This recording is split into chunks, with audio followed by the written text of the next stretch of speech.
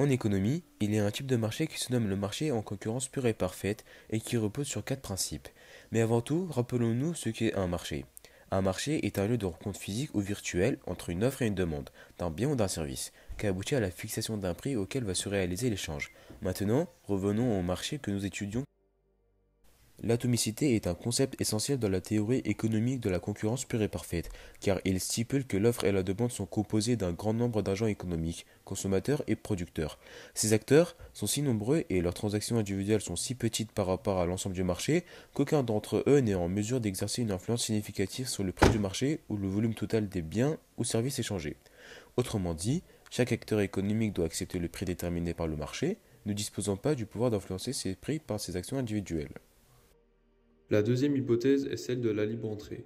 Si une nouvelle entreprise veut proposer ses produits sur le marché, elle peut se retrouver bloquée à l'entrée de ce dernier, car les entreprises déjà en place ne veulent pas d'un nouveau concurrent. En effet, moins les entreprises sont nombreuses, plus elles peuvent s'entendre sur les prix. C'est pour cela que dans une concurrence pure et parfaite, les nouvelles entreprises peuvent accéder à tout moment au marché sans rencontrer d'obstacles ou de difficultés. L'homogénéité des biens et des services fait référence à la similitude et à la standardisation des produits ou des présentations. Si ce n'est pas respecté, l'absence de standardisation peut conduire à des variations de qualité et de performance. Cela peut également créer des distorsions concurrentielles, favorisant les entreprises capables de produire des produits de qualité inférieure à moindre coût. Cette uniformité permet souvent une comparaison plus facile entre différentes offres sur le marché. Trouver le juste équilibre entre standardisation et diversité est crucial pour assurer un environnement économique dynamique et équitable. La dernière hypothèse est celle de la transparence. Sur un marché, si tous les prix ne sont pas affichés ou alors explicitement dits, la demande ne pourra pas savoir où acheter l'objet au prix le plus bas.